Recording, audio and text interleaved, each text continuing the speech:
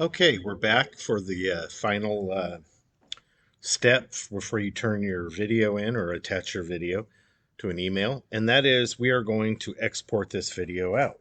Okay, so now that we have our sequence set up, we like the speed of our movie, and we're ready to save it out. Okay, the best way to do that is to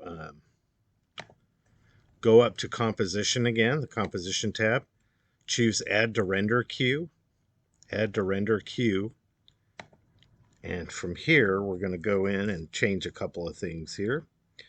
Where it says Output Module, down here on the bottom of the screen, Output Module, it says Lossless. We're going to click on the word Lossless.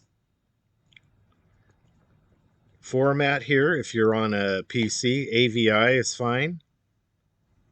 Okay, so AVI is good. Let's try, and down here where it says audio output, just make sure that that's set the way you want it. Okay, and then let's go to format options right here, see if there's anything else we need to change. Here we can choose a video codec. This is where we would compress it. Since I used NTSC on the project when I was editing it, I'm going to use that for my codec. So again, let me show you how that process works. You go to Format Options, under Video Codec, choose the codec you want to use. I'm going to use NTSC. Basic video settings, doesn't look like I can adjust that, so just leave that alone. And we're going to click OK. I think we're ready to go there. If you're using a Mac, you'll probably have maybe for your format up here, it'll probably be a QuickTime.mov. That would be fine too. Either one would work. Or if you have an MP4, that's a possibility. In this case, Windows is AVI, so we're going to use that. I'm going to leave the audio alone. The only thing I would possibly change would be go to 44.1K, maybe 20. Well, I'm not going to go 32-bit. So I can divvy that down, or I can leave it at 48 kilohertz. Click OK. And now the last thing you want to do after you've told it to make an AVI and you're using a certain codec, here's where you output it to. You're going to name it here in this. So it's where it says output to, not yet specified. Click on that. We're going to name this, this is your last name.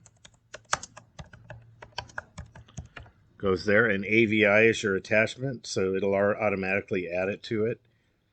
Go ahead and click, or figure out where you want to save it, right?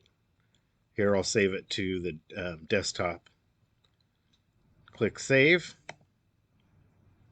Then the last step, you have to click the render button. It's over on the right-hand side, down by where your timeline would normally be. So make sure you click the render button, and now it's rendering it out. And your movie should be done when it makes that little noise. So let's go to the desktop and see if we can find it. Here it is. I'm going to right-click on it. And I'm going to open it with one of my video players in here. Hold on, let me get rid of this. Again, right-click, open with.